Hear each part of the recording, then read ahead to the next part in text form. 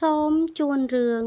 វិញ្ញាណខ្មោចក្រមុំសងសឹកមានរឿងមួយដំណាលថាសុជាតាជាក្រមុំអាយុ21ឆ្នាំនាងធ្វើការក្នុងហាងកែសម្ផស្សមួយកន្លែងរូបរាងរបស់នាងមិនតូចមិនធំសម្បុរសសក់វែងមុខពងក្រពើស្អាតនិងស័ក្តិសមជាអ្នកជំនាញខាងកែសម្ផស្សមែនតាមធម្មតាក្រោយពេលចេញពីធ្វើការនៅម៉ោង 8 យប់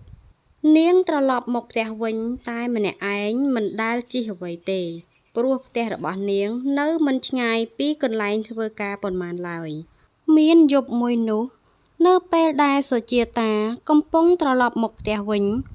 ដោយសពមួយដងក៏ស្រាប់តែមានមនុស្សមកចាប់នាងពីក្រោយដៃម្ខាងខ្ទប់មាត់នាងជាប់រួចអូសនាងចូលទៅក្នុងផ្ទះមួយនៅជាប់នឹងមាត់ផ្លូវសុជាតាតស៊ូរើសបំរាស់អស់ពីសមត្ថភាពតែឥតប្រយោជន៍នោះទេរួចហើយនាងក៏ឱនខំដៃរបស់វាយ៉ាងពេញទំហឹងវាក៏ស្ទុះទះកំភ្លៀងនាងឲ្យដួលបោកខ្លួនទៅនឹងកម្រាលឥដ្ឋវាដើរចូលទៅរកនាងទាំងកំហឹងពេលនោះសុជាតានាងក៏ដកកូនកំបិតចេញពីកាបូបរបស់នាងរួចចង្អុលគំរាមវាឲ្យដោះលែងនាងត្រឡប់ទៅវិញដំបូងអាចោរនោះវាផិតភ័យបន្តិចដែរព្រោះវាគិតថាបំណងរបស់វាប្រហែលជាមិនបានសម្រេចទេប៉ុន្តែចៃដន្យវាងាកចុះងាកឡើងក៏ស្រាប់តែឃើញដំបងមួយនៅក្បែរជញ្ជាំងវាក៏រត់ទៅចាប់ដំបងនោះមកដោយក្តីរីករាយរួចអាចោរនោះវាក៏ចូលទៅរកសុជាតាម្ដងទៀតមិនតែប៉ុណ្ណោះវាថែមទាំងបញ្ជានិងគំរាមសុជាតាវិញថានាងប្រញាប់បោះចោលកូនកំបិតនឹងទៅប៉ុន្តែសុជាតាមិនព្រមឡើយបន្ទាប់មកអាចោរនោះវាក៏វាយសំពងទៅលើរូបរាងកាយរបស់សុជាតាយ៉ាងដំណំក្បាលរបស់សុជាតាបែកហូរឈាមសស្រាក់វាសំពងសុជាតាថែមហើយថែមទៀតដោយឥតត្រាប្រណីឡើយគឺវាវាយសុជាតាទាល់តែសុជាតាអង្វរថាខ្ញុំព្រមហើយឈប់វាយខ្ញុំទៀតទៅឮសុជាតាអង្វរវាបែបនេះវាក៏បោះដំបងចោលហើយដើរចូលទៅជិតសុជាតាដែលឈាមកំពុងហូរជោកខ្លួនវាចាប់សុជាតាឲ្យដេកនៅលើកាំជណ្ដើរហើយសើយសម្ពុតរបស់នាងឡើងរហូតឃើញខោក្នុងពណ៌សដ៏ស្រស់ស្អាតដែលបាំងតំបន់សំខាន់របស់នាងម្យ៉ាងទៀតនាងក៏បំធ្លាប់ឲ្យអ្នកណាមើលហើយប៉ះពាល់ម្ដងណាឡើយ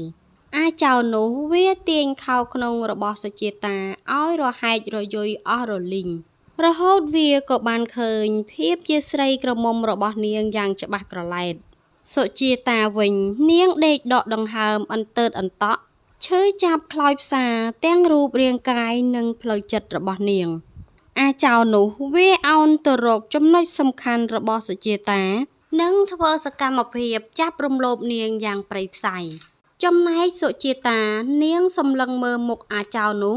ចាំបានយ៉ាងច្បាស់ហើយដក់នៅក្នុងអារម្មណ៍នឹងកែវភ្នែករបស់នាងជានិច្ចនាងថែមទាំងគិតក្នុងចិត្តថាពេលដែលនាងរួចផុតចេញទៅនាងនឹងសងសឹកទៅកាន់អាចោរនោះវិញយ៉ាងស័ក្តិសមតែម្ដងប៉ុន្តែការគិតរបស់នាងមិនបានដូចបំណងឡើយព្រោះពេលដែលអាចោរនោះវារំលោភនាងរួចហើយវាច្របាច់កសម្លាប់នាងឲ្យស្លាប់នៅនឹងកន្លែងនោះតែម្ដងលុះដល់យប់ជ្រៅអាចោរនោះក៏អូសសពរបស់សុជាតា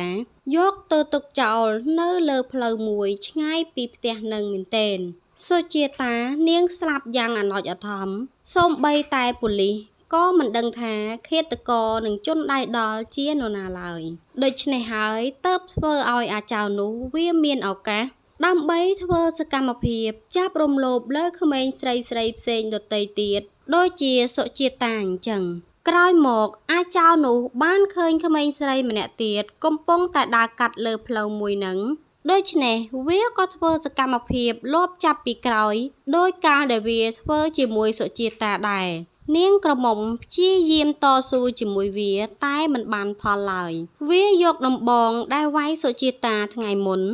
យកមកវាយក្មេងស្រីក្រមុំនោះដល់ទៅនាងសន្លប់អាចោរនោះឃើញបែបនេះហើយវាញញឹមយ៉ាងពេញចិត្តរួចដើរទៅរកនាងក្រមុំបន្ទាប់មកវាក៏ធ្វើសកម្មភាពដោយពេលដែលវាធ្វើដាក់សុជាតាអញ្ចឹង ប៉ុន្តែខណៈពេលដែលវាកំពុងតែធ្វើសកម្មភាពរំលោភទៅលើក្មេងក្រមុំនោះស្រាប់តែទឹកមុខរបស់ក្មេងក្រមុំคล้ายទៅជាទឹកមុខរបស់សុជីតាភ្លាមមួយរំពេចមុនដំបូងវាមិនបានចាប់អារម្មណ៍មើលទៅមុខរបស់ក្មេងក្រមុំទេប៉ុន្តែគ្រាន់តែអាចៅនោះឃើញទឹកមុខរបស់ក្មេងក្រមុំជាទឹកមុខរបស់សុជីតាវាក៏ភ័យស្លន់ស្លោដល់ថ្នាក់ភ្នែកសបេះដូងឈប់លោតតែម្ដងវាប្រញាប់ស្ទុះងើបចេញពីរូបរាងកាយនាងក្រមុំទាំងត្រដរខ្យល់ចំណែកនាងក្រមុំវិញដឹងខ្លួនក៏ប្រញាប់រត់គេចចេញ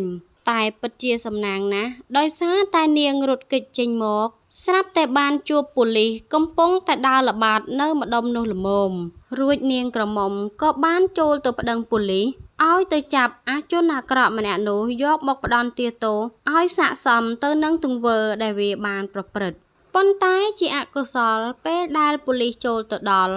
ក៏ស្រាប់តែឃើញអាចៅនោះកំពុងតែដេកស្លាប់នៅនឹងកន្លែងបាត់ទៅហើយចំណែកប៉ូលីសវិញក៏សន្និដ្ឋានលើសាកសពរបស់អាចៅនោះថា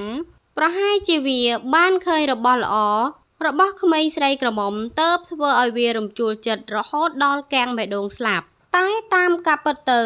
អាចៅម្នាក់នោះវាស្លាប់ដោយសារតែវិញ្ញាណរបស់សុជាតាកាច់បំបាក់កសម្រាប់វាសោះនឹងដូច្នេះហើយតើបធ្វើឲ្យប៉ូលីសនិងមនុស្សគ្រប់គ្នាមិនដឹងពីមូលហេតុនៃការស្លាប់របស់អាចៅនោះទេគ្មាននរណាម្នាក់ដឹងឡើយថាការស្លាប់របស់វាគឺជាការសងសឹករបស់សុជាតាសោះដូច្នេះរឿងនេះគឺមានន័យអប់រំថា